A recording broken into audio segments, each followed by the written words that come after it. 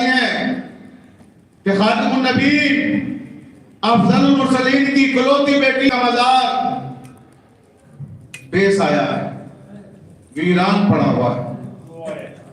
ایک جانب پیغمبر اسلام حضرت محمد مصطفیٰ صلی اللہ علیہ وسلم کا روضہ اقدس روشنیوں میں نہایا ہوا ہے، اور دوسری جانب بیٹی کی قبر ویران پڑی ہوئی ہے، بے سایہ ہے۔ جگر ٹکڑے ٹکڑے ہونے لگتا ہے جب یہ منظر دیکھتے ہیں، اور دل سے دعا نکلتی ہے کہ اے بار الہ امام زمانہ عجل اللہ تعالی فرجہ شریف کا ظہور فرما، تاکہ دشمنان زہرا کیفر کردار تک پہنچیں اور ہم سب اپنی آنکھوں سے جناب سیدہ سلام اللہ علیہا کا مزار تعمیر ہوتے ہوئے دیکھ سکیں۔ تو ہم آج بھی ان مجالس میں احتجاج کرتے ہیں سعودی حکومت کے خلاف کہ جو مسلسل احتجاج کے باوجود بھی جناب فاطمہ زہرا سلام اللہ علیہا کے مزار کو تعمیر نہیں کر رہی ہے۔ انشاءاللہ یہ حکومتیں قریب برباد ہو جائیں گی، تباہ ہو جائیں گی، نیست و نابود ہو جائیں گی، اس لیے کہ آل محمد پر ظلم کرنے والے ہمیشہ برباد ہوئے ہیں اور ہمیشہ لعنت کے حقدار رہے ہیں، اور لعنت ان کا ابدی مقدر بن جاتی ہے۔ نام حسین نقش ہے حبل الورید پر، نام حسین نقش ہے حبل الورید پر، لعنت برس رہی ہے ابھی تک یزید پر، لعنت برس رہی ہے ابھی تک یزید پر۔ تو ان پر لعنتیں برستی رہیں گی، ان کا مقدر لعنت ہے۔ اور اب میں انتہائی ادب و احترام سے آسٹریلیا سے تشریف لائے ہوئے آسٹریلیا کے امام جمعہ حجت الاسلام والمسلمین مولانا مرزا شاہد حسین صاحب قبلہ سے درخواست کروں گا کہ تشریف لائیں اور آج کی اس مجلس کو خطاب فرمائیں۔ ہمارے آج کے اس پروگرام میں شرکت کرنے کے لیے آسٹریلیا سے تشریف لائے ہیں حجت الاسلام والمسلمین مولانا مرزا شاہد حسین صاحب قبلہ۔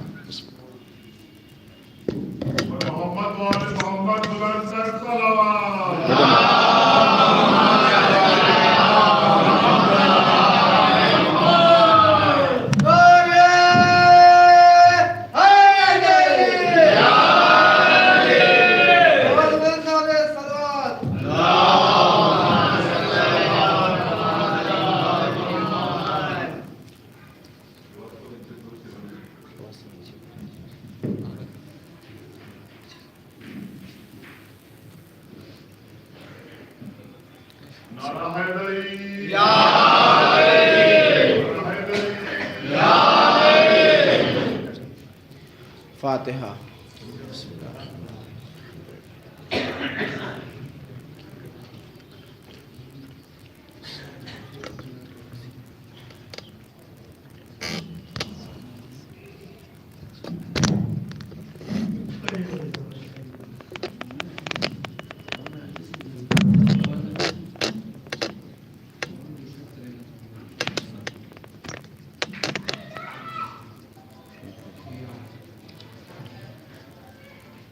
لا حول ولا قوة إلا بالله العلي العظيم۔ اعوذ باللہ من الشیطان اللعین الرجیم، بسم اللہ الرحمن الرحیم۔ الحمد للہ رب العالمین، والصلاة والسلام علی سید الانبیاء والمرسلین، سیدنا و نبینا و شفیع المذنبین ابی القاسم مصطفیٰ محمد۔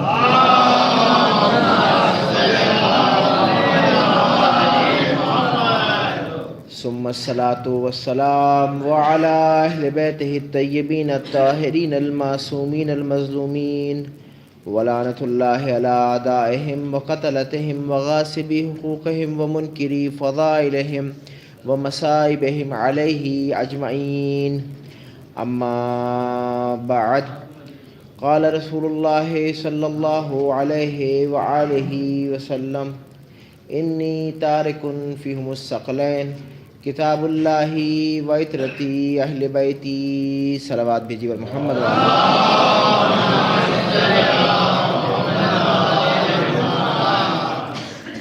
عزیزان گرامی، جس حدیث رسول کو میں نے اس مجلس کا عنوان سخن قرار دیا ہے، یہ وہ حدیث ہے کہ جو مشہور بھی ہے اور معروف بھی ہے اور عالم اسلام کے مسلمانوں کے درمیان مقبول بھی ہے، کہ جس کو عالم اسلام کے مسلمان قبول بھی کرتے ہیں، مانتے بھی ہیں اور اس کے اوپر اپنے نظریات کو پیش بھی کرتے ہیں. پیغمبر نے اپنی زندگی میں ارشاد فرمایا کہ میں تمہارے درمیان دو وزنی چیزوں کو چھوڑ کے جا رہا ہوں. پہلی چیز کیا ہے؟ اللہ کی کتاب قرآن ہے. دوسری چیز کیا ہے؟ اہل بیت علیہ السلام. عزیزان گرامی، میں اپنے تقریر کے آغاز سے پہلے آپ حضرات کی خدمت میں ایک سوال پوچھنا چاہتا ہوں، ایک سوال کرنا چاہتا ہوں اور آپ سے جواب چاہتا ہوں. مثال کے طور پر آپ دیکھیں، اس دنیا میں جو نظام ہے، اس نظام میں جو درس گاہیں ہیں، جو یونیورسٹیز ہیں، جو کالجز ہیں، اس کا طریقہ اور دستور کیا ہے؟ بھائی کسی یونیورسٹی میں ہم جاتے ہیں، کسی مدرسے میں ہم جاتے ہیں، کسی کالج میں ہم جاتے ہیں، کسی درس گاہ میں ہم جاتے ہیں، تو عزیزان گرامی طریقہ یہ ہوتا ہے اس یونیورسٹی کا یا اس درس گاہ کا کہ وہاں پر ہمارے سامنے کتابیں لا کر کے پیش کی جاتی ہیں سلیبس کی شکل میں کہ بھائی یہ اس یونیورسٹی کا سلیبس ہے، یہ کتابیں ہیں. اور دوسری طرف وہی یونیورسٹی، وہی درس گاہ، وہی مدرسہ ہمارے سامنے لا کر کے اساتذہ کو پیش کرتا ہے. یہ طریقہ ہوتا ہے عام طور سے دنیاوی درس گاہوں کا، یونیورسٹیز کا، کالجز کا. اب عزیزان گرامی، سوال جو مجھے آپ حضرات کی خدمت میں کرنا ہے وہ یہ کرنا ہے کہ کیا بغیر استاد کے کسی کتاب کو پڑھنا یا اس کو سمجھنا آسان ہے؟ بھائی میں آپ کے سامنے ایک عربی کی کتاب لے آؤں اور اس کو لا کر کے پیش کر دوں. بھائی آپ کی جو زبان ہے وہ ہندی ہے، آپ کی جو زبان ہے وہ اردو ہے. اگر شاید آپ کے سامنے ایک اردو کی کتاب پیش کر دی جائے یا ہندی کی کتاب پیش کر دی جائے تو آپ کے لیے سمجھنا آسان ہے، کیونکہ بچپن سے اور اب تک آپ ان کتابوں سے واقفیت رکھتے ہیں، زبان سے واقف ہیں، الفابیٹ سے واقف ہیں، حروف سے واقف ہیں. لیکن وہی آپ کے سامنے اگر کوئی عربی کی کتاب لا کر کے رکھ دے تو آپ کہیں گے کہ بھائی ہم عربی سے واقف نہیں ہیں، ہم عربی کی گرامر سے واقف نہیں ہیں. تو نتیجہ کیا نکلا؟ نتیجہ یہ نکلا کہ اگر ہمارے سامنے کوئی کتاب، وہ بھی ایسی کتاب کہ جس سے ہمیں آشنائی نہ ہو، وہ ہمارے سامنے جب پیش کی جاتی ہے تو اس کتاب کے لیے ہمیں ایک استاد درکار ہوتا ہے. میں توجہ کیجیے گا عزیزان گرامی، یعنی ایک سخت کتاب کے لیے، ایک دنیاوی کتاب کے لیے ایک دنیاوی استاد درکار ہوتا ہے، ضرورت ہوتی ہے. نتیجہ کیا نکلا؟ نتیجہ یہ نکلا ایک دنیاوی عام کتاب کو سمجھنے کے لیے اگر ہم اس کو سمجھنا چاہتے ہیں، اس کی تہ تک پہنچنا چاہتے ہیں تو اس کے لیے بھی استاد کا درکار ہونا ضروری ہے، استاد کا قریب ہونا ضروری ہے. تو اب عزیزان گرامی، وہ کتاب کہ جس کتاب کو خداوند متعال نے ہدایت کے لیے اس کائنات میں نازل کیا ہو، بھائی توجہ، تو کیسے ممکن ہے کہ اس کتاب کو بغیر کسی استاد کے، بغیر کسی رہنما کے، بغیر کسی ہادی کے سمجھ لیا جائے؟ لہٰذا خداوند متعال نے بھی اس ایک کتاب کے ساتھ صرف ایک ہادی کو نہیں بھیجا بلکہ 12 اماموں کی شکل میں. ایک صلوات بھیجی پر محمد و آل محمد.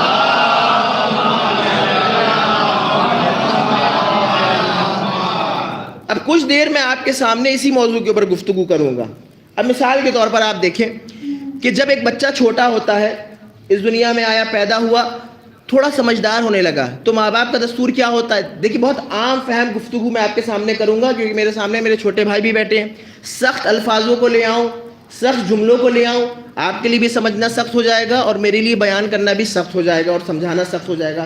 لہٰذا کوشش یہ ہے کہ مثالوں کے ذریعے سے آپ کو بات پہنچا دوں. اب مثال کے طور پر ایک بچہ ہے کہ جو اس لائق ہو گیا ہے کہ اس کو اسکول بھیجا جائے، تو ماں باپ کا فریضہ کیا ہوتا ہے، فرض کیا ہوتا ہے، ذمہ داری کیا ہوتی ہے کہ شہر میں یہ دیکھا جائے کہ ابتدائی تعلیم کے لیے ایک بچے کی کون سا اسکول بہتر ہے. لہٰذا پرائمری اسکول ہوتے ہیں جو چھوٹے بچوں کے لیے کھولے جاتے ہیں، وہاں پر بچوں کو بھیجا جاتا ہے ابتدائی تعلیم کے لیے تاکہ بچے پڑھنا سیکھ جائیں، لکھنا سیکھ جائیں. یہ طریقہ ہوتا ہے دنیاوی لوگوں کا. اب عزیزان گرامی وہی بچہ کہ جس کے اندر ابھی دھیرے دھیرے شعور آ رہا ہے، دھیرے دھیرے سمجھ آ رہی ہے، شعور بڑھ رہا ہے، جب اتنا باشعور ہو جاتا ہے، جب اتنا سمجھدار ہو جاتا ہے کہ باتوں کو سمجھنے لگے، باتوں کو درک کرنے لگے، تو اب عزیزان گرامی ماں باپ کا دستور یہ ہوتا ہے کہ اس کو کسی اچھے اسکول میں ڈالیں، ہائی سیکنڈری اسکول میں ڈالیں کہ جہاں پر وہ اعلیٰ تعلیم حاصل کر سکے اور ابتدائی کلاسوں کے بعد جو بعد کے کلاس ہیں یا بعد کے مرحلے ہیں ان کو طے کر سکے. بھائی بچہ گیا ابتدائی تعلیم حاصل کرنے کے بعد، دیکھیے گفتگو بہت آسان ہے، نتیجہ آپ کے سامنے پیش کرنا ہے. توجہ کیجئے گا. اب وہ بچہ اسکول جانے لگا، تعلیم حاصل کرنے لگا. اب عزیزان گرامی آخر میں کیا ہوتا ہے؟ آخر میں ماں باپ یہ دیکھتے ہیں کہ بھئی اب 12واں کر لیا ہے، 12th کمپلیٹ کر لیا ہے. اب یہ بچے سے پوچھا جاتا ہے کہ تم کیا بننا چاہتے ہو. توجہ عزیزان گرامی، بچے سے سوال کیا جاتا ہے کہ بھئی تم کیا بننا چاہتے ہو. کوئی یہ کہتا ہے کہ بھئی ہم ڈاکٹر بننا چاہتے ہیں، کوئی یہ کہتا ہے کہ بھئی ہم انجینئر بننا چاہتے ہیں، کوئی کہتا ہے کہ بھئی ہم کچھ اور بننا چاہتے ہیں. تو عزیزان گرامی جو بچے کا شوق ہوتا ہے، جو بچے کا مزاج ہوتا ہے، مزاج کے اعتبار سے یونیورسٹی کا انتخاب کیا جاتا ہے. بھئی توجہ عزیزان گرامی، اب مثال کے طور پر کوئی بچہ ہے جو انجینئر بننا چاہتا ہے تو انجینئرنگ کالج تلاش کیا جاتا ہے کہ جہاں بچے کو بھیجا جائے، جہاں اس کا داخلہ کروایا جائے. کوئی بچہ ہے جو ڈاکٹر بننا چاہتا ہے تو MBBS کالج دیکھا جاتا ہے، اس کا وہاں داخلہ کروایا جاتا ہے، اس کو وہاں بھیجا جاتا ہے. یہی تو دستور ہوتا ہے نا دنیا والوں کا، یہی تو دستور ہوتا ہے نا لوگوں کا. تو اب عزیزان گرامی جب بچہ اعلیٰ تعلیم حاصل کرنے کے لیے یونیورسٹی جاتا ہے یا انجینئرنگ کالج جاتا ہے یا میڈیکل کالج جاتا ہے تو وہاں پر جو وہاں کے اساتذہ ہوتے ہیں یا مدیران ہوتے ہیں، پرنسپل ہوتے ہیں، اس کے سامنے لا کر کے سلیبس کو رکھ دیتے ہیں، اس کے سامنے لا کر کے سلیبس کو پیش کر دیا جاتا ہے، استادوں کو پیش کر دیا جاتا ہے، ٹیچرز اور پروفیسرز کو پیش کر دیا جاتا ہے اور یہ بتایا جاتا ہے کہ بھائی یہ کتابیں ہیں جو تمہارے نصاب میں ہیں، تمہیں پڑھائی جائیں گی. یہ اساتذہ اور ٹیچرز اور استاد ہیں کہ جو تمہیں درس دیں گے. بھائی اتنی بات آپ کے سامنے واضح ہو گئی. اب عزیزان گرامی سوال یہ کرنا چاہتا ہوں اور پوچھنا چاہتا ہوں، ایک بچہ جو ابھی چھوٹا ہے، جو ابھی کچھ سال پہلے اس دنیا میں آیا، پیدا ہوا ہے، کیا آپ نے دیکھا کہ کوئی انسان اپنے چھوٹے سے بچے کو میڈیکل کالج بھیج رہا ہو یا انجینئرنگ کالج بھیج رہا ہو؟ نہیں عزیزان گرامی. کیوں؟ کیونکہ ابھی عقل اس لائق نہیں ہے. بھائی توجہ، ابھی عقل اس لائق نہیں ہے کہ وہ اعلیٰ تعلیم حاصل کر سکے، اعلیٰ چیزوں کو سمجھ سکے، بڑی چیزوں کو درک کر سکے. لہٰذا ابتدائی تعلیم کے لیے ابتدائی کتابیں ہوتی ہیں، ابتدائی تعلیم کے لیے ابتدائی استاد ہوتے ہیں، ٹیچرز ہوتے ہیں جو ابتدائی چیزوں کو پڑھا سکیں اور سمجھا سکیں. بھائی بات اتنی آپ کے سامنے واضح ہو گئی ہے. اب عزیزان گرامی یہ تو دنیاوی حساب ہے، یہ تو دنیاوی نظام ہے کہ جہاں پر یہ دیکھا جاتا ہے اگر بچہ چھوٹا ہے تو اس کو پرائمری اسکول بھیجنا ہے، جب اور بڑا ہوا تو ہائی سیکنڈری اسکول بھیجنا ہے، جب اور زیادہ سمجھدار ہو گیا اور اب یہ چاہتا ہے کہ کچھ بن جائے تو اس کو انجینئرنگ کالج بھیجا جاتا ہے، میڈیکل کالج بھیجا جاتا ہے. یہ دنیا کا نظام ہے، آپ کو ہر جگہ نظر آئے گا، ہندوستان میں بھی نظر آئے گا، ہندوستان کے باہر بھی نظر آئے گا. تو اب عزیزان گرامی دنیا کا نظام یہ ہے جو ہمارے سامنے ہے، لیکن جو خداوند متعال نے اس کائنات کا نظام بنایا ہے وہ بھی کچھ اسی انداز میں بنایا ہے. بھائی توجہ، کچھ اسی طرح سے بنایا ہے. اب آپ میں سے کوئی سوال کر سکتا ہے وہ کیسے؟ اب سن لیجئے، خداوند متعال نے اس دنیا میں 1,23,999 نبیوں کو بھیجا. توجہ، آدم اس دنیا میں ہدایت کے لیے آئے، نوح اس دنیا میں ہدایت کے لیے آئے، ابراہیم اس دنیا میں ہدایت کے لیے آئے، موسیٰ اس دنیا میں ہدایت کے لیے آئے، یوسف اس دنیا میں ہدایت کے لیے آئے، عیسیٰ اس دنیا میں ہدایت کے لیے آئے، ادریس اس دنیا میں ہدایت کے لیے آئے، آخری نبی حضرت محمد مصطفیٰ صلی اللہ علیہ وآلہ وسلم اس دنیا میں اس کائنات میں ہدایت کے لیے آئے. اب میرا سوال یہ ہے دنیا والوں سے کہ بھئی کیا جو زمانہ ابراہیم کا تھا وہی زمانہ موسیٰ کا تھا؟ جو زمانہ نوح کا تھا کیا وہی زمانہ عیسیٰ کا تھا؟ تو شاید آپ میں سے ہر انسان کی جواب دے کہ نہیں مولانا، ہر نبی کی شریعت الگ تھی۔ بھائی توجہ، ہر نبی کا انداز الگ تھا، ہر نبی کا زمانہ الگ تھا۔ معلوم یہ ہوا کہ زمانے کے اعتبار سے نبی کو بھیجا گیا۔ بھائی توجہ، زمانے کے اعتبار سے حاجی کو بھیجا گیا، زمانے کے اعتبار سے رہنما کو بھیجا گیا۔ بھائی رہنما تو آ گیا، اب کتابوں کی بھی تو ضرورت تھی، لہٰذا کبھی توریت کو نازل کیا، کبھی زبور کو نازل کیا، کبھی انجیل کو نازل کیا، کبھی قرآن کو نازل کیا۔ یعنی 1,23,999 نبیوں کو بھیجا، ہدایت کے لیے بھیجا۔ یہ وہ تھے کہ جو ہدایت کرنے آئے تھے، سیدھا رستہ دکھانے آئے تھے، ہادی آ چکے تھے، لہذا کتابوں کو بھی بھیجنا تھا۔ کتابوں میں توریت کو بھیج دیا، زبور کو نازل کر دیا، انجیل کو نازل کر دیا، آخر میں قرآن کو بھی بھیج دیا۔ لیکن عزیزان گرامی، ہر کتاب زمانے کے اعتبار سے تھی، ہر نبی زمانے کے اعتبار سے تھا۔ بھئی ابتدائی نبی جناب آدم ہے، پھر جناب نوح ہے، پھر جناب ابراہیم ہے، پھر جناب موسیٰ ہیں، پھر جناب عیسیٰ ہیں، اور آخر میں کون ہے؟ ہمارے اور آپ کے نبی۔ کتابوں میں اگر آپ دیکھیں تو پہلے توریت کو نازل کیا، پھر زبور کو نازل کیا، پھر انجیل کو نازل کیا، اور آخر میں قرآن کو نازل کیا۔ سوال یہ ہے کہ خدا نے اس طرح سے نبیوں کو کیوں بھیجا، اس طرح سے کتابوں کو نازل کیوں کیا؟ آئیے دنیاوی نظام کو دیکھیں۔ بھائی جب بچہ چھوٹا ہوتا ہے تو اس کو ابتدائی درسگاہ میں بھیجا جاتا ہے۔ بھائی توجہ، جب بچہ چھوٹا ہوتا ہے تو ابتدائی تعلیم حاصل کرنے کے لیے ان اساتذہ کے پاس بھیجا جاتا ہے جو اس بچے کو صحیح معنی میں سمجھا سکے، ہدایت کا راستہ دکھا سکے، صحیح درس دے سکے۔ لہٰذا جب خداوند متعال نے اس کائنات کو خلق کیا تھا، بنایا تھا اور لوگوں کو اس دنیا میں بھیجا تھا، انسانوں کو اس دنیا میں پیدا کیا تھا، لہٰذا اس زمانے میں انسانوں کے اندر اتنی سمجھ نہیں تھی، اتنا شعور نہیں تھا، اتنی صلاحیت نہیں تھی، لہٰذا ابتدائی انسانوں کے لیے ابتدائی نبیوں کو بھیجا۔ کبھی جناب نوح کو بھیجا، کبھی جناب ابراہیم کو بھیجا، کبھی جناب موسیٰ کو بھیجا، کبھی جناب عیسیٰ کو بھیجا۔ بھئی کتابیں بھی بھیجنا تھیں، لہذا کبھی توریت کو نازل کیا، کبھی زبور کو نازل کیا، کبھی انجیل کو نازل کیا۔ اب عزیزان گرامی، جب خداوند متعال نے آخری زمانے میں یہ دیکھا کہ اب انسان کے اندر اتنا شعور آ چکا ہے، اتنی سمجھ آ چکی ہے، اتنی صلاحیت آ چکی ہے، لہذا زمانہ آخر ہے، اب یہ حضرت انسان باصلاحیت بننے کے لائق ہے، لہذا آخر میں خاتم النبیین کو بھیج دیا کہ جاؤ اور جا کر کے ان کی ہدایت کرو اور اعلیٰ تعلیم دو۔ بھائی توجہ، اب اعلیٰ تعلیم کے لیے محمد مصطفیٰ آ چکے تھے، لہٰذا اعلیٰ کتاب کو بھی تو نازل کرنا تھا، لہٰذا قرآن کو نازل کر کے یہ بتا دیا کہ قیامت تک کے آنے والے انسانوں کے لیے قرآنی ہدایت ہے۔ ایک صلوات بھیجی پر محمد والا۔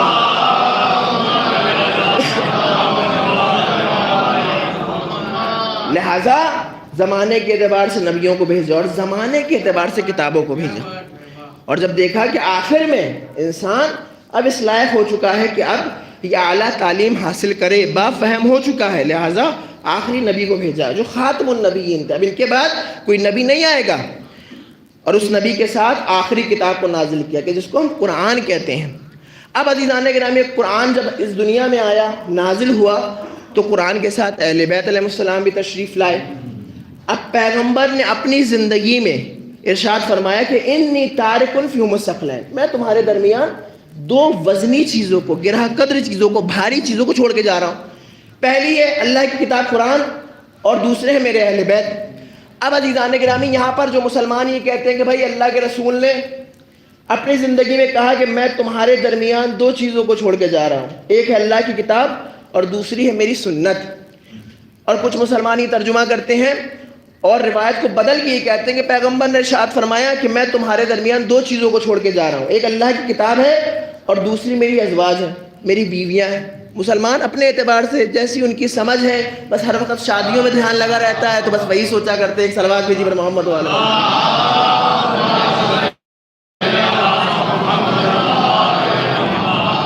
لہٰذا کچھ مسلمان یہ کہتے ہیں کہ پیغمبر قرآن کے ساتھ شریعت کو چھوڑ کے گئے ہیں، کچھ مسلمان یہ کہتے ہیں کہ پیغمبر قرآن کے ساتھ ازواج کو چھوڑ کے گئے ہیں، کچھ مسلمان یہ کہتے ہیں کہ پیغمبر شریعت کے ساتھ، اللہ کی کتاب کے ساتھ اپنے اصحاب کو چھوڑ کے گئے. یعنی بغض اہل بیت میں اتنی اندھے ہو گئے ہیں کہ سب کچھ نظر آ رہا ہے لیکن اہل بیت نظر نہیں آ رہا. تو عزیزان گرامی ایک عام مثال ہے کہ جس کے ذریعے سے بات کو واضح کرنا چاہوں گا آپ حضرات کے لیے، نہ کہ دوسروں کے لیے. وہ تو بغض اہل بیت میں اندھے ہو چکے ہیں، گئی ہوئی بینائی واپس نہیں آتی. لہٰذا آپ دیکھیے، مثال کے طور پر آپ نے مجھے دعوت کی کہ مولانا آپ کو دلہی پور میں حسینیہ بیت الحسن میں آپ کو مجلس پڑھنا ہے. آپ نے حکم کیا، میں آپ حضرات کی خدمت میں حاضر ہو گیا. جب میں آیا ممبر پہ تو میں اسی عالم میں آیا، اپنی ابا کے ساتھ، اپنے امامے کے ساتھ اور ایک گھڑی کے ساتھ. یہ 3-4 چیزیں اپنے ساتھ میں اس ممبر پہ لایا. جب میں مجلس ختم کر چکا اور میں جانے لگا تو آخر میں نے یہ کہا کہ میں آپ کے درمیان اس ممبر کو چھوڑ کے جا رہا ہوں، میں آپ کے درمیان اس مائک کو چھوڑ کے جا رہا ہوں، میں آپ کے درمیان ان کیمروں کو چھوڑ کے جا رہا ہوں. شاید ابو ذر بھائی ناراض بھی ہو جائے کہ بھائی کیمرے تو میرے ہیں اور مولانا کہہ رہے ہیں کہ میں آپ کے درمیان کیمروں کو چھوڑ کے جا رہا ہوں. یہ تو جب آئے تھے تو اپنے ساتھ صرف امامہ لائے تھے، صرف ابا لائے تھے اور ایک عدد گھڑی لائے تھے. لیکن اب جب جا رہے ہیں تو کہہ رہے ممبر بھی چھوڑ کے جا رہا ہوں، مائک بھی چھوڑ کے جا رہا ہوں، کیمرے بھی چھوڑ کے جا رہا ہوں. شاید مولانا کا دماغ کام نہیں کر رہا یا مولانا سمجھ نہیں پائے. بھائی بھول رہے ہیں جب آئے تھے تو آپ اپنے ساتھ کیا لائے تھے. نتیجہ کیا نکلا؟ نتیجہ یہ نکلا کہ انسان جو اپنے ساتھ لاتا ہے ان چیزوں کو یہ کہنے کا حق رکھتا ہے کہ میں تمہارے درمیان یہ چیزیں چھوڑ کے جا رہا ہوں.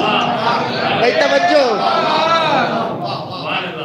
جب انسان اپنے ساتھ جن چیزوں کو جو چیزیں لاتا ہے ان چیزوں کو کہنے کا حق رکھتا ہے کہ میں یہ تمہارے درمیان چھوڑ کے جا رہا ہوں. اب عزیزان گرامی، پیغمبر جب اس دنیا میں آئے تو اپنے ساتھ کیا لائے؟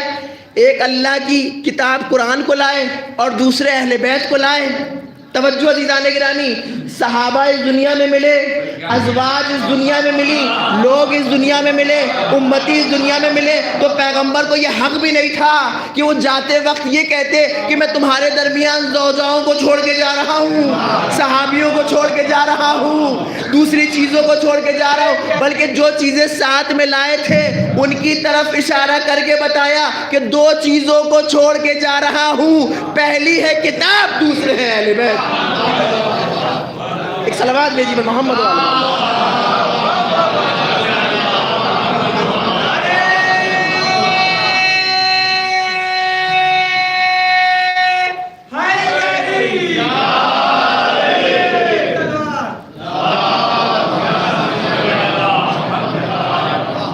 بھائی قرآن کو قلب میں لے کر آئے تھے اور اہل بیت کو صلب میں لے کر کے آئے تھے.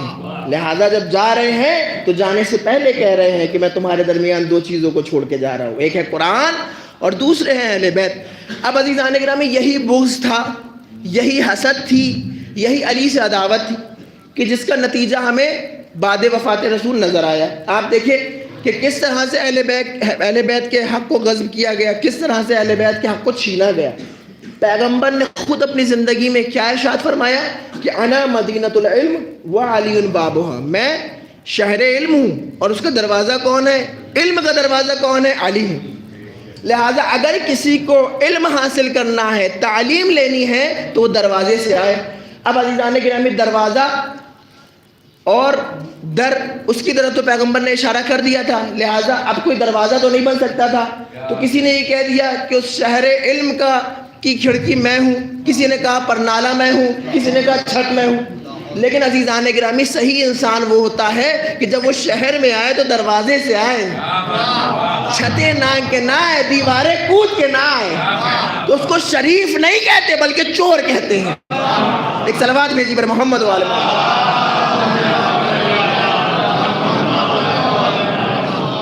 لہٰذا یہ بغض اہل بیت تھا. اور اب عزیزان گرامی، قرآن نے ایسے لوگوں کو کیا کہا ہے کہ جو بزم رسول میں بھی بیٹھتے تھے اور اس کے بعد منافقت کیا کرتے تھے اور منافق تھے. قرآن کہہ رہا ہے کہ ان کے دل میں حسد تھی، ان کے دل میں بغض تھا. فی قلوبہم مرضا، ان کے دلوں میں مرض تھا. قرآن کہہ رہا ہے بھائی مرض اگر کسی کی ہو جائے، کسی کی بیماری ہو جائے، ابھی سوال آپ سے کر رہا ہوں، اگر کوئی انسان بیمار ہے، کسی کا مرض ہو گیا ہے، بیمار ہو گیا ہے، تو آپ کیا کریں گے اس کے ساتھ؟ بھائی ڈاکٹر کے پاس لے جائیں گے، معلم پاس لے جائیں گے جو علاج کرے. طبیب کے پاس لے جائیں گے، حکیم کے پاس لے جائیں گے جو اس بیماری سے اس کو نجات دلائے، مرض سے نجات دلائے. لیکن قرآن کیا کہہ رہا ہے؟ فی قلوبہم مرضا، ان کے دل میں مرض تھا. اب میں کہوں گا بار الہ تو کہہ رہا ہے کہ جو پیغمبر کے نزدیک بیٹھتے تھے، جو منافق تھے، ان کے دلوں میں مرض تھا. تو میں دعا کرتا ہوں ان کے حق میں کہ ان کے اس مرض کو دور کر دے. لیکن خداوند متعال قرآن میں کیا جواب دے رہا ہے؟ فزادہم اللہ مرضا، ہم ان کے مرض کو دور نہیں کریں گے بلکہ اور مزید بڑھا دیں گے. یعنی جو بغض اہل بیت کے مرض میں مبتلا تھے، خدا نے قرآن میں کام ختم نہیں کریں گے بلکہ ان کے مرض کو بڑھا دیں گے. عزیزان گرامی، جب مرض بڑھتا ہے، جب بیماری بڑھتی ہے تو انسان بچتا نہیں ہے بلکہ ہلاک ہو جاتا ہے. لہٰذا اس دنیا میں، اس کائنات میں خداوند متعال نے اہل بیت کے دشمنوں کو مرض میں مبتلا کر کے ہلاک کر دیا ہے، اور تا قیامت وہ ہلاک رہیں گے اور آخرت میں بھی ہلاک رہیں گے. تو یہ پہلی نشانی کیا بتائی کہ جن کے دل میں بغض اہل بیت ہے وہ مریض ہیں. دوسری نشانی قرآن نے کیا بتائی کہ وہ زمین کے اوپر فساد کرتے ہیں، زمین کے اوپر فساد پھیلاتے ہیں، فتنہ پھیلاتے ہیں. جب ایسے لوگوں سے کہا جاتا ہے کہ زمین کے اوپر فتنہ اور فساد نہ پھیلاؤ، اب عزیزان گرامی وہ امت مسلمہ کے مسلمان جو کہتے ہیں کہ بھئی ہم جماعتوں کو لے کر کے نکل رہے ہیں، لوگوں کی اصلاح کرنے کے لیے نکل رہے ہیں، لوگوں کی اصلاح کرنے کے لیے نکل رہے ہیں، لوگوں کو نماز کا طریقہ بتانے کے لیے نکل رہے ہیں، لوگوں کو حج پہ لے جانے کے لیے نکل رہے ہیں، لوگوں کو زکوٰۃ دینے کے لیے نکل رہے ہیں. تو عزیزان گرامی ایسے لوگوں کے لیے قرآن کیا کہہ رہا ہے؟ قرآن کہہ رہا ہے کہ فتنہ نہ پھیلاؤ. تو وہ کیا کہتے ہیں کہ ہم فتنہ نہیں پھیلاتے بلکہ لوگوں کی اصلاح کرتے ہیں، ہم مصلحون ہیں. انا نحن مصلحون، ہم اصلاح کرنے والے ہیں، اصلاح پسند ہے. تو اب عزیزان گرامی آئیے دنیا میں ذرا دیکھیں کہ وہ لوگ کہ جو نام کا اسلام اپنے پاس رکھتے ہیں، جن کے چہروں کے اوپر داڑیاں بھی نظر آتی ہیں، سروں پہ ٹوپیاں بھی نظر آتی ہیں، پیجامے بھی گٹوں سے اوپر نظر آتے ہیں، جب وہ اصلاح کرنے نظر آتے ہیں تو اب عزیزان گرامی ان کی بزم میں، توجہ، ان کی بزم میں کوئی ابو ذر نظر نہیں آتا، کوئی سلمان نظر نہیں آتا، کوئی مقداد نظر نہیں آتا، کوئی قمیل نظر نہیں آتا، کوئی کمبن نظر نہیں آتا. جب وہ اصلاح کر لیتے ہیں تو ابو بکر البغدادی جیسے لوگ وجود میں آتے ہیں. لہذا وہ کہتے ہیں کہ ہم اصلاح کرنے کے لیے نکلے ہیں، وہ کہتے ہیں کہ ہم اصلاح کرنے آئے ہیں، ہم لوگوں کو صالح بنانے آئے ہیں. نتیجہ کیا ہوتا ہے کہ مسجدوں میں بم بنائے جاتے ہیں، نتیجہ کیا ہوتا ہے مظلوموں کے اوپر ظلم کیا جاتا ہے، نہتوں کو مارا جاتا ہے، اور یہ کہتے ہیں کہ ہم اسلام کے نام کے اوپر اصلاح کرنے آئے ہیں. اب عزیزان گرامی نتیجہ یہ نکلتا ہے کہ پہلی چیز بغض اہل بیت میں مرض میں مبتلا ہے، دوسری چیز یہ ہے کہ نام کا اسلام ہے، زبانی اسلام ہے.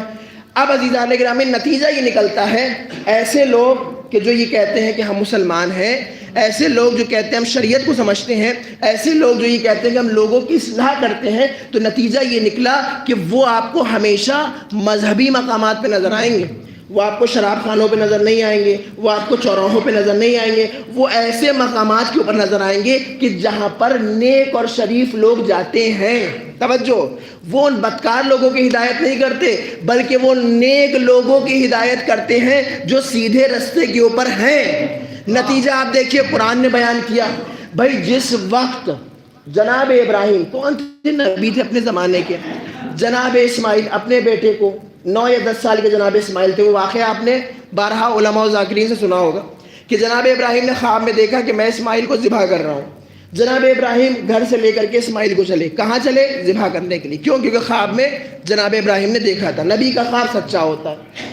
لہذا جناب حاجرہ کہ جو جناب اسماعیل کی ماں تھی ان سے اجازت لی اور جناب اسماعیل کو لے کر کے میدان کی جانب چلے.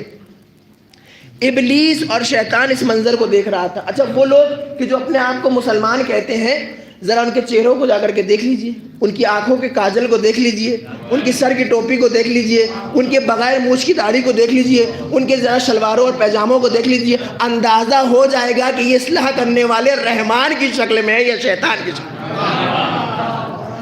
اب جناب ابراہیم جب جناب اسماعیل کو لے کر کے چلے ہیں میدان میں تو شیطان اس منظر کو دیکھ رہا تھا، اور شیطان کا کام ہوتا ہے ورگلانا، شیطان کا کام ہوتا ہے بہکانا، شیطان کا کام ہوتا ہے گمراہ کرنا. شیطان نے دیکھا کہ ابراہیم اپنے بیٹے اسماعیل کو لے کر کے میدان میں جا رہے ہیں اور اللہ کی بارگاہ میں پیش کرنے لے جا رہے ہیں، لہٰذا کرتا تو کیا کرتا، نبیوں کے نزدیک جا نہیں سکتا تھا، لہٰذا گیا جناب حاجرہ کے پاس۔ جناب حاجرہ کہ جو جناب ابراہیم کی زوجہ ہیں، جا کر کے دق الباب کیا دروازے پہ۔ اچھا سوال یہ کس شکل میں گیا؟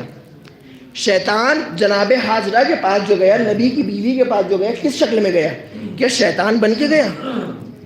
کیا اپنے اصلی حلیے میں گیا؟ نہیں، بلکہ جناب حاجرہ کے سامنے جب گیا ہے تو کاجل لگا ہوا تھا، ٹوپی پہنا ہوا تھا، پیجامہ اونچا تھا، لہذا رحمان بن کے پہنچا۔ اگر شیطان بن کے پہنچتا تو حاجرہ پہچان نہ لیتی۔ توجہ، حاجرہ پہچان نہ لیتی کہ دروازے پہ آنے والا کوئی رحمان نہیں ہے بلکہ شیطان ہے۔ لہذا دروازے پہ پہنچا، کھٹکھٹایا، جناب حاجرہ نے دروازہ کھولا۔ اب ابلیس کا کام ہوتا ہے گمراہ کرنا ہے۔ جا کر کے کہتا ہے جناب حاجرہ سے کہ اے حاجرہ، تمہیں معلوم ہے تمہارا شوہر ابراہیم تمہارے بیٹے اسماعیل کو کہاں لے گیا ہے؟ تو جناب حاجرہ نے کہا ہاں، میرا شوہر ابراہیم میرے بیٹے اسماعیل کو اللہ کی بارگاہ میں قربان کرنے کے لیے لے گیا ہے۔ کہا قربان کرنے کے لیے نہیں لے گیا ہے بلکہ تمہارے بیٹے کو قتل کرنے کے لیے لے گیا ہے، مارنے کے لیے لے گیا ہے، کیونکہ عورت حساس ہوتی ہے اولاد کو لے کر کے۔ لہذا شیطان کا کام تھا جذبات کو بھڑکانا، ورغلانا، گمراہ کرنا۔ جناب حاجرہ سے کہنے لگا، کیونکہ جناب ابراہیم کی دو زوجہ تھیں، جناب سارہ اور جناب حاجرہ۔ جناب حاجرہ سے کہنے لگا ابلیس کہ اے حاجرہ، تمہیں معلوم ہے جب ابراہیم اسماعیل کو قتل کر دیں گے تو تمام جائیداد، تمام دولت اپنی دوسری زوجہ جناب سارہ کی سپرد کر دیں گے، تمہارے پاس کچھ نہیں بچے گا، سارے مقام، عہدے، منصب، دولت، شہرت سب سارہ کے پاس چلی جائے گی، تم خالی رہ جاؤ گی۔ لہٰذا یہ کہتا رہا، جناب حاجرہ سنتی رہی۔ ابھی تک جناب حاجرہ اس ابلیس اور شیطان کو نہیں پہچان پا رہی تھی۔ کیوں؟ وجہ بتا چکا ہوں، کیونکہ شیطان بن کے نہیں آیا تھا، رحمان کی شکل میں آیا تھا۔ اب جب ورغلاتا رہا اور جناب حاجرہ سنتی نہیں تو آخر میں جناب حاجرہ نے پوچھا، سوال کیا کہ آخر میں کروں تو کیا کروں؟ ابراہیم اسماعیل کو لے کر جا چکے ہیں، لہٰذا میں کیا کروں؟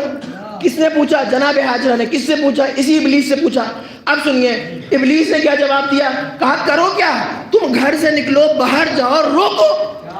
جیسے ہی ابلیس نے جناب حاجرہ سے یہ کہا کہ اے حاجرہ تم گھر میں نہ بیٹھو، باہر نکلو اور روکو، بس حاجرہ سمجھ گئی کہ یہ آنے والا کوئی رحمان نہیں ہے۔ جو نبی کی بیوی کو گھر سے باہر نکالے وہ رحمان نہیں ہو سکتا، وہ شیطان ہوتا ہے۔ ایک صلوات بھیجی پر محمد و آل محمد۔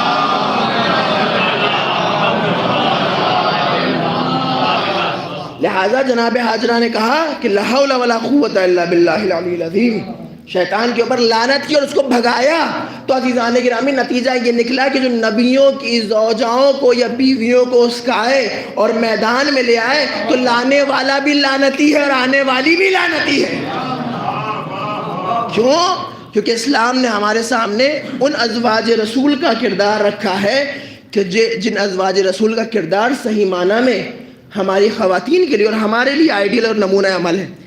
بھئی پیغمبر کے زمانے میں پیغمبر کے اصحاب میں کچھ ایسے اصحاب بھی تھے کہ جو لائق احترام ہیں، کچھ ایسی ازواج بھی تھیں کہ جو لائق احترام ہیں۔ ہم جناب ام حبیبہ کا احترام کرتے ہیں، ہم جناب ام سلمہ کا احترام کرتے ہیں، ہم جناب خدیجہ کا احترام کرتے ہیں۔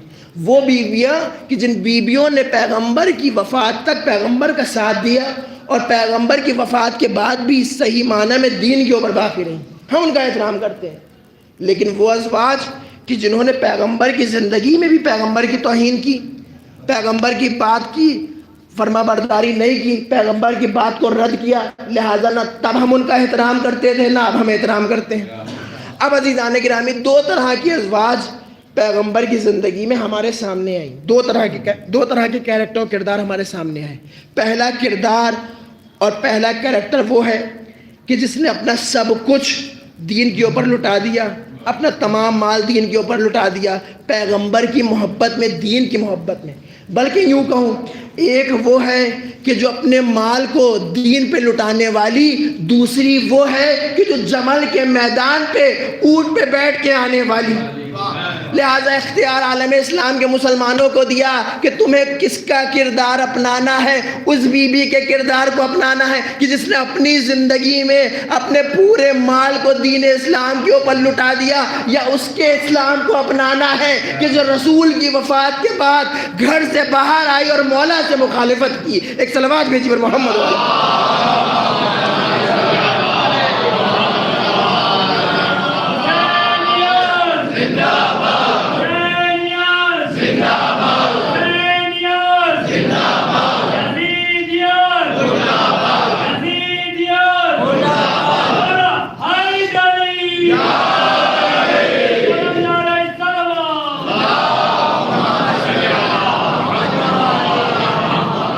لہٰذا اختیار عالم اسلام کے مسلمانوں کے اوپر ہے کہ وہ کس کردار کو اپنائے، کس کیریکٹر کو اپنائے، اور دیکھیں اور سمجھیں کہ ہمیں کس کا احترام کرنا ہے اور کس کے اوپر لعنت کرنی ہے۔ کیوں؟ کیونکہ اہل بیت علیہ السلام وہ ہیں کہ جنہوں نے کبھی بھی اپنے دشمنوں کے اوپر لعنت کرنے سے منع نہیں کیا ہے۔ چھٹے امام، امام جعفر صادق علیہ السلام، یہ جو ممبر سے کہا جاتا ہے کہ بھائی اتحاد بین المسلمین ہونا چاہیے، اتحاد بین المسلمین ہونا چاہیے، بے شک اتحاد بین المسلمین ہونا چاہیے، اتحاد کی ضرورت ہے، یونٹی کی ضرورت ہے، ایک کی ضرورت ہے، لیکن اتحاد کا مطلب یہ نہیں ہے کہ ہم ایرے غیرے کو لا کے اپنے ممبر پہ بٹھا دیں۔ اتحاد کا اصل معنی اور اصل میننگ یہ ہے کہ آپ اپنی حد میں رہیں، ہم اپنی حد میں رہیں۔ اتحاد کا مطلب یہ نہیں ہے کہ ہم آپ کی حدوں سے اپنی حدوں میں آپ کو لے آئیں، نہیں، آپ اپنی حد میں رہیے اور ہم اپنی حد میں رہیں، بلکہ یوں کہو کہ آپ اپنے عقیدے پہ رہیے اور ہم اپنے عقیدے پہ رہیں گے۔ لہٰذا اتحاد کا مطلب یہ نہ سمجھیے گا کہ ہم دشمنان اہل بیت کو چھوڑ دیں یا جو لعنتی ہیں ان کے اوپر لعنت نہ کریں۔ چھٹے امام سے جب پوچھا گیا اور کہا گیا، چھٹے امام کے زمانے میں آپ کے صحابی نے آ کر کے یہ کہا کہ فرزند رسول، آپ کو پتہ ہے کہ آپ کے چاہنے والے اور آپ کے شیعہ آپ کے دشمنوں سے بیزار ہیں۔ جب ہم آپ کے دشمنوں کے اوپر لعنت کرتے ہیں یا ہم آپ کی جدہ فاطمہ کے قاتلوں کے اوپر لعنت کرتے ہیں تو کچھ لوگوں کو اعتراض ہوتا ہے، کچھ لوگ برا مانتے ہیں۔ تو اسی بزم میں ایک اعتراض کرنے والا بیٹھا تھا، اس نے کہا اے فرزند رسول، آپ اپنے شیعوں کو کیوں نہیں روکتے، آپ اپنے شیعوں کو کیوں نہیں منع کرتے؟ اب چھٹے امام فرماتے ہیں، امام فرماتے ہیں کہ میں منع نہیں کروں گا۔ کیوں منع نہیں کروں گا؟ امام نے جواب بھی دیا، امام نے کہا اگر میں منع بھی کروں گا تو وہ میری بات کو نہیں مانیں گے۔ اب اعتراض کرنے والے نے کہا کہ وہ تو آپ کو امام مانتے ہیں، وہ تو آپ کو امام قبول کرتے ہیں، وہ آپ کی بات کو کیسے نہیں مانیں گے؟ تو آپ جانتے ہیں امام نے کیا جواب دیا؟ اب یہ نتیجہ لیجئے گا۔ امام نے یہ جواب دیا کہ مجھے بھی پسند نہیں ہے کہ میری بزم میں، میرے درس میں آ کر کے وہ لوگ بیٹھے کہ جن کے دلوں میں میرا بغض ہے۔ اور امام نے کہا کہ جب تم میری بات نہیں سن رہے ہو تو وہ کیا میری بات سن رہے ہو؟ ہمارے دشمنوں سے بیزار ہیں، ہم ان سے راضی، ہم ان کے عمل سے راضی، اور ہم ان کو منع نہیں کریں گے۔ اور امام نے یہ بھی بتا دیا کہ دیکھو بزم میں بھی ایرے غیرے نتھو غیرے کو نہ لایا کرو، اس کو لایا کرو کہ جس کے لیے امکان ہے آج ہدایت پہ نہیں ہے تو کل ہدایت پہ آ جائے گا، لیکن ایسے لوگوں کو بزموں میں نہ لایا کرو کہ جو کل بھی منافق تھے آج بھی منافق ہیں اور مریں گے بھی منافقت کے اوپر۔ ایک صلوات بھیجی پر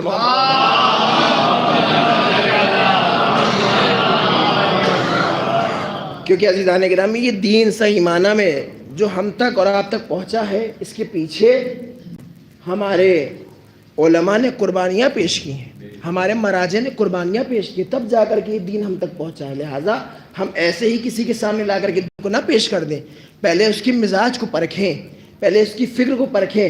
ممکن ہے ہمارے درمیان کوئی ایسا شخص آ جائے جو یہ کہے کہ بھائی ہم آپ میں شامل ہونا چاہتے ہیں، ممکن ہے وہ منافق ہو، ممکن ہے وہ جاسوس ہو کہ جو پہلے آئے ہماری بزموں میں، اور ایسا ہوا ہے، کئی بار ایسا ہوا ہے کہ لوگ بیچارے کیونکہ بھولے بھالے ہوتے ہیں، وہ بس یہ دیکھتے ہیں کہ یہ اہل بیت کا نام لے رہا ہے، یہ ذکر اہل بیت کر رہا ہے، ولو کہ وہ غیروں کا بھی ذکر کر رہا ہو، لیکن ہمارے شیعہ بھولے پن میں آ کے اس کو ممبر بھی دے دیتے ہیں، اس سے من کا سودا کرتے ہیں، جو دین کے نام پہ لوگوں کو گمراہ کرتے ہیں۔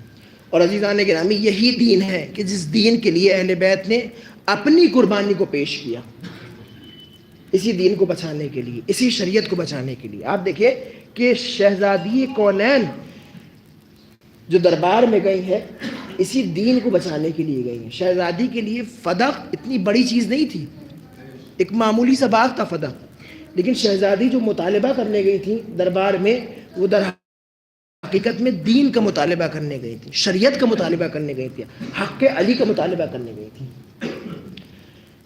عزیزان گرامی، جب ایک عام گھر میں کسی کے باپ کی موت ہو جاتی ہے اور اس کے گھر میں اگر بیٹیاں موجود ہیں تو اہل محلہ کا فریضہ کیا ہوتا ہے، فرض کیا ہوتا ہے؟ فرض یہ ہوتا ہے کہ اگر کسی بوڑھے باپ کی موت ہو گئی ہے اور اس کے گھر میں بیٹیاں موجود ہیں تو محلے والوں کا فرض یہ ہوتا ہے کہ ان بیٹیوں کے پاس جائیں اور جا کر کے سوال کریں، پوچھیں کہ کیا آپ کو کسی چیز کی ضرورت ہے، کوئی مشکل تو نہیں ہے، کوئی پریشانی تو نہیں ہے؟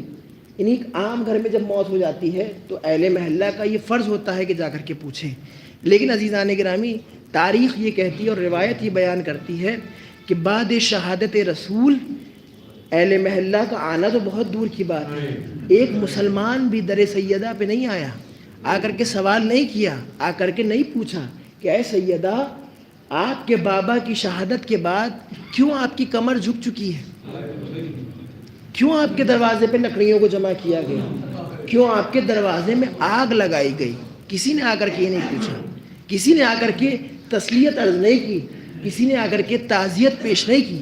دستور کیا ہوتا ہے دنیا کا کہ جب کسی کے گھر پہ موت ہوتی ہے تو ہر انسان اس گھر پہ جاتا ہے کہ جس گھر میں موت ہوتی ہے، لیکن بعد شہادت رسول روایت ہی کہتی ہے کہ در سیدہ پہ تو کوئی نہیں آیا، لیکن سیدہ نے سر پہ چادر کو رکھا، ایک طرف حسن ہے دوسری طرف حسین ہے، مدینے کے ایک ایک دروازے پر جا کر کے دق الباب کر رہی ہیں اور اپنے حق کا مطالبہ کر رہی ہیں، پوچھ رہی ہیں کہ تم غدیر کے میدان میں موجود نہیں تھے، کہ تم نے نہیں دیکھا تھا کہ کس طرح سے میرے بابا رسول اللہ نے اپنے ہاتھوں کو بلند کر کے علی کی ولایت کا اعلان کیا تھا۔ آپ جانتے ہیں کہ مدینے والے کیا جواب دے رہے تھے؟ کہہ رہے تھے اے فاطمہ ہم یہ جانتے ہیں کہ حق آپ کے ساتھ ہے، لیکن آپ نے آنے میں دیر کر دی، ہم بیعت کر چکے ہیں، اور یہ کہہ کہ شہزادی کونین کے منہ پہ دروازے کو بند کر لیتے۔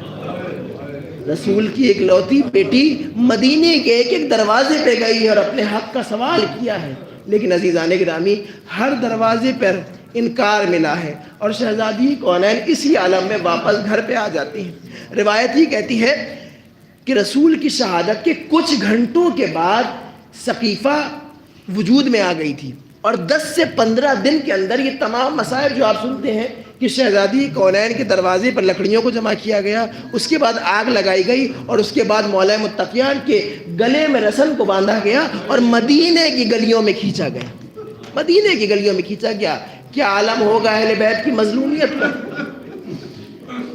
روایت یہ کہتی ہے کہ جس وقت پیغمبر اس دنیا سے رخصت ہوئے ہیں نا تو شہزادی ٹوٹ چکی تھی، شہزادی صبح و شام اپنے بابا رسول اللہ کو یاد کرتی تھی اور گریا کرتی تھی۔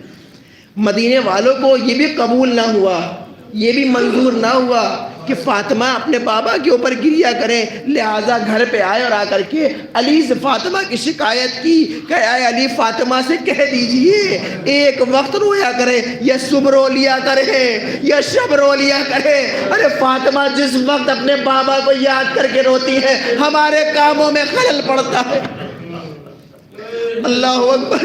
روایت یہ کہتی ہے کہ مولا متقیان نے لوگوں کی آبادی سے دور ایک مقام کے اوپر بیت الحزن بنا دیا۔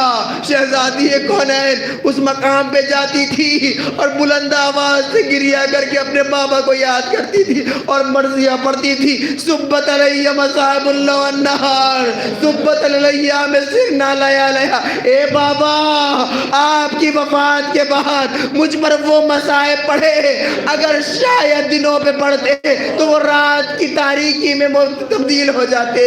اجرکم اللہ۔ روایت یہ کہتی ہے کہ شہزادی کونین کے دروازے پر لوگ تو جمع ہوئے، لیکن لوگ کس انداز میں جمع ہوئے؟ ارے لکڑیوں کو لا کر کے ڈھیر کر دیا گیا۔ شہزادی دروازے کے پیچھے موجود تھی اور ایک مرتبہ یہ کہا گیا کہ ابو الحسن کو گھر سے باہر بھیج دو، اگر ابو الحسن کو گھر سے باہر نہ بھیجا تو ہم اس دروازے میں آگ لگا دیں گے، اس گھر میں آگ لگا دیں گے۔ ارے کس دروازے میں آگ لگائی جا رہی تھی؟ جس دروازے پر رسول اللہ آ کر کے سلام کیا کرتے تھے، آ کر کے بیٹھ جایا کرتے تھے اور کہا کرتے تھے السلام علیکم یا اہل بیت النبوہ۔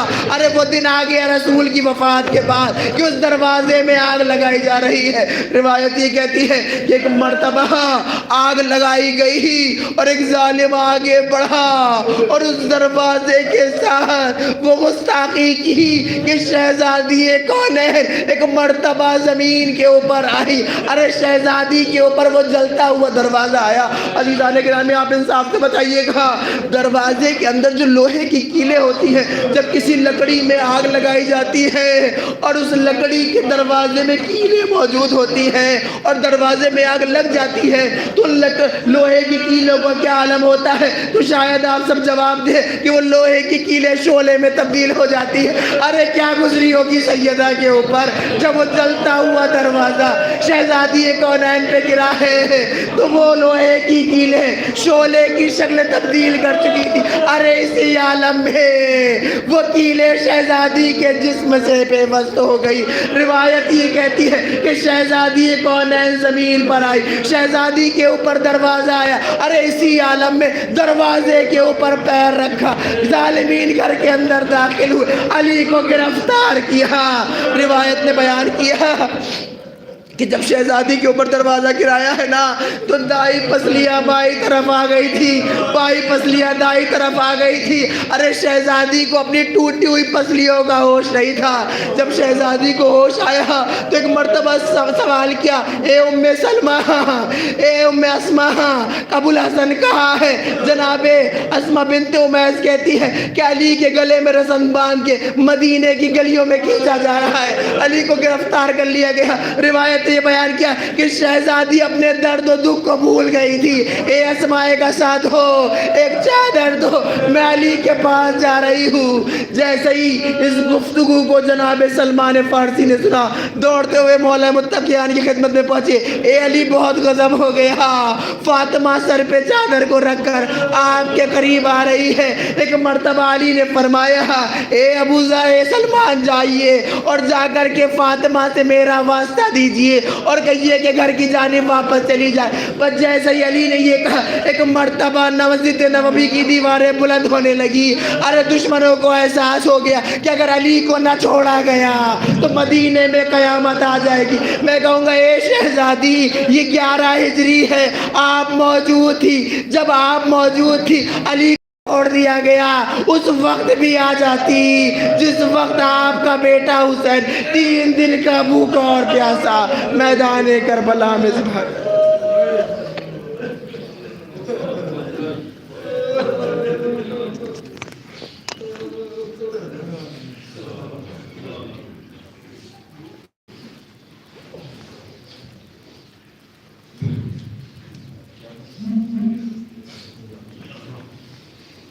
حضرات، ابھی آپ سماعت فرما رہے تھے، آسٹریلیا سے تشریف لائے وہاں کے امام جمعہ حجت الاسلام والمسلمین مولانا مرزا شاہد حسین صاحب قبلہ، اور اب اس وقت کی مجلس خطاب فرمائیں گے آپ کے محبوب ترین خطیب اور بزرگ ترین شاعر حجت الاسلام والمسلمین مولانا ذہین حیدر دلکش غازی پوری صاحب قبلہ۔